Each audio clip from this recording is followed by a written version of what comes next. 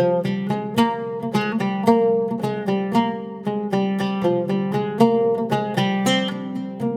இன்னைக்கு ரொம்பவே டேஸ்டியான உருளைக்கிழங்கு போண்டா எப்படி செய்கிறதுன்னு பார்க்க போகிறோம். இது ஒரு அருமையான டீ டைம் ஸ்நாக்காக இருக்கும். டீ கூட வச்சு சாப்பிட்றதுக்கு ரொம்பவே சூப்பராக இருக்கும். அதே மாதிரி மழை காலங்களில் சுட சுட செஞ்சு சாப்பிடும்போது சூப்பராக இருக்கும். வீட்டுக்கு யாராவது கெஸ்ட் வந்துட்டாங்கன்னா கூட நீங்கள் சட்டுன்னு இந்த ஸ்நாக்ஸ் ரெசிபியை பண்ணிடலாம். ஸோ கண்டிப்பாக ட்ரை பண்ணி பாருங்கள். ஹாய் ஃப்ரெண்ட்ஸ், வணக்கம். என் பேர் Abhi. Welcome to Indian recipes Tamil. வீடியோக்குள்ளே போகிறதுக்கு முன்னாடி நம்ம சேனல் இந்தியன் ரெசிபீஸ் தமிழை சப்ஸ்கிரைப் பண்ணிக்கோங்க. கூடவே இருக்க பெல் சிம்பலையும் கிளிக் பண்ணிக்கோங்க.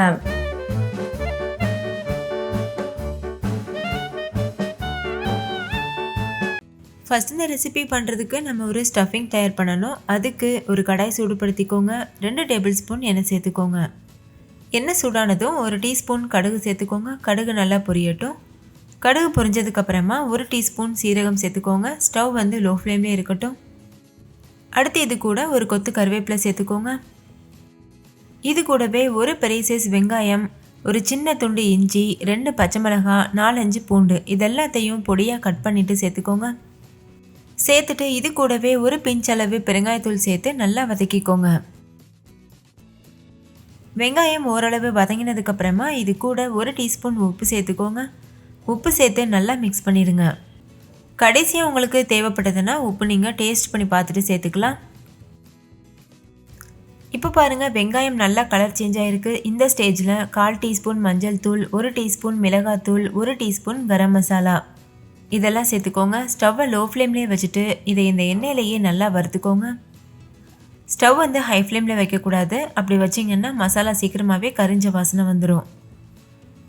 மசாலா ஓரளவுக்கு வறுபட்டதுக்கப்புறமா இது கூட வேக வச்சு தோல் உரிச்சிட்டு மசிச்ச உருளைக்கிழங்கு சேர்த்துக்கோங்க. நான் வந்து 2 மீடியம் சைஸ் உருளைக்கிழங்க குக்கரில் போட்டுட்டு ஒரு 5 விசில் விட்டுட்டு அதுக்கப்புறமா தோல் உரிச்சிட்டு மசிச்சு எடுத்திருக்கேன். அதை தான் இப்போ சேர்த்துருக்கேன்.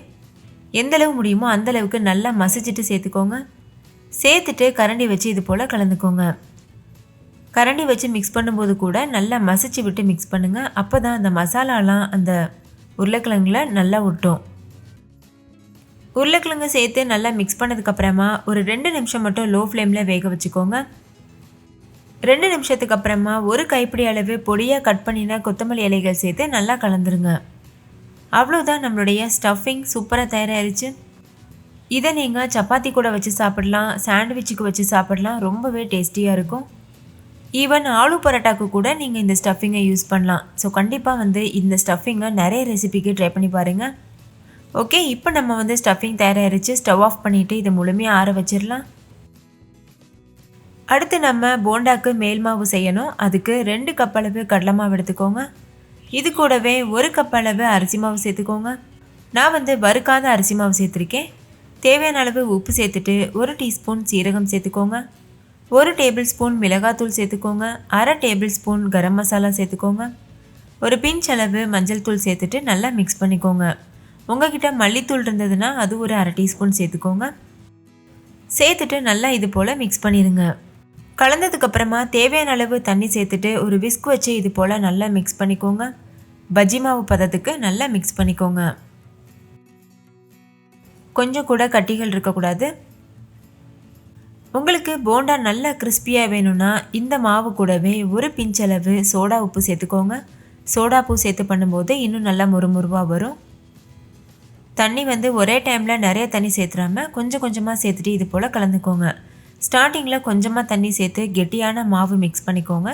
அதுக்கப்புறமா தேவையான அளவு தண்ணி சேர்த்து கரெக்டான கன்சிஸ்டன்சிக்கு மிக்ஸ் பண்ணிக்கோங்க. அப்போ வந்து கட்டிகள் விழாமல் ஸ்மூத்தான ஒரு பேட்டர் கிடைக்கும். மாவோட கன்சிஸ்டன்சி பாருங்கள், இந்த அளவு இருக்கணும். இது வந்து பெர்ஃபெக்டான கன்சிஸ்டன்சி. இந்த ஸ்டேஜில் இது கூட 1 டேபிள் ஸ்பூன் அளவுக்கு சூடான எண்ணெய் சேர்த்து நல்லா கலந்துக்கோங்க. எண்ணெய் நல்லா சூடாக இருக்கணும். இந்த மாதிரி சேர்த்து பண்ணும்போது நல்ல மொறுமொறுவான போண்டா கிடைக்கும். நான் ஏற்கனவே சொன்னது போல் உங்களுக்கு நல்ல மொறுமொறுவாக வேணும்னா நீங்கள் பேக்கிங் சோடா கூட யூஸ் பண்ணிக்கலாம். அவ்வளோதான், நம்மளோட மேல் மாவு தயாராகிருச்சு. அதே மாதிரி ஸ்டஃபிங்கும் நல்லா ஆறி இருக்குது. இப்போ இந்த ஸ்டஃபிங்லேருந்து ஒரு சின்ன உருண்டை எடுத்து நல்லா இது போல் உருட்டிக்கோங்க. நல்ல ரவுண்ட் ஷேப்புக்கு உருட்டிக்கோங்க.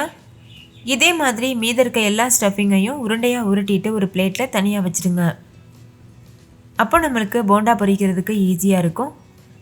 இப்போ இந்த உருண்டையை நம்ம ஏற்கனவே செஞ்சு வச்சுருக்க மேல் மாவு இருக்குல்ல, அதில் போட்டுருங்க. எல்லா பக்கமும் நல்ல மாவு படுறது போல் இந்த மாதிரி பண்ணிக்கோங்க. ஒரு கரண்டி இல்லைன்னா ஸ்பூன் வச்சுட்டு இது போல் பண்ணிவிட்டு இதை அப்படியே எடுத்து நீங்கள் எண்ணெயில் வந்து ட்ராப் பண்ணலாம். அப்படி இல்லைன்னா நீங்கள் கையில் எடுத்து கூட போடலாம். உங்களுக்கு பயமாக இருந்ததுன்னா நீங்கள் இந்த மாதிரி ஸ்பூனில் எடுத்துகிட்டு எண்ணெயில் இது போல் விட்டுருங்க. எனக்கு பழக்கம் இருக்கனால நான் கையிலேயே பண்ண போகிறேன். உங்களுக்கு எது கன்வீனியண்ட்டாக இருக்கோ அந்த மாதிரி பார்த்து நீங்கள் பண்ணிக்கோங்க. பாருங்கள், இந்த மாதிரி தான் எண்ணெயில் போடணும். எண்ணெயை நல்லா சூடுபடுத்திக்கோங்க. நல்லா சூடானதுக்கப்புறமா நம்ம ஸ்டஃபிங்கை மாவில் டிப் பண்ணி இது போல் சேர்த்துருங்க. ஸ்டவ் வந்து மீடியம் ஃப்ளேம்லேயே வச்சுக்கோங்க, ஹை ஃப்ளேமில் வச்சிடக்கூடாது. ஆனால் எண்ணெய் நல்லா சூடானதுக்கப்புறமா தான் போண்டாக்களை உள்ளே சேர்க்க ஆரம்பிக்கணும். 2 பக்கம் திருப்பி விட்டு பொன்னிறம் வந்ததுக்கப்புறமா வெளியில் எடுத்துருங்க.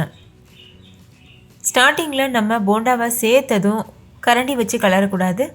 ஒரு 2 நிமிஷம் நல்லா வேகட்டும் ஒரு சைடு. அதுக்கப்புறமா 2வது பக்கம் திருப்பி விட்டுக்கோங்க. 2 பக்கமும் நல்லா வெந்துட்டு நல்ல ஒரு கோல்டன் ப்ரௌன் கலர் வரும். பார்க்குறதுக்கே உங்களுக்கு தெரியும், நல்ல கிறிஸ்பியாக இருக்கும்.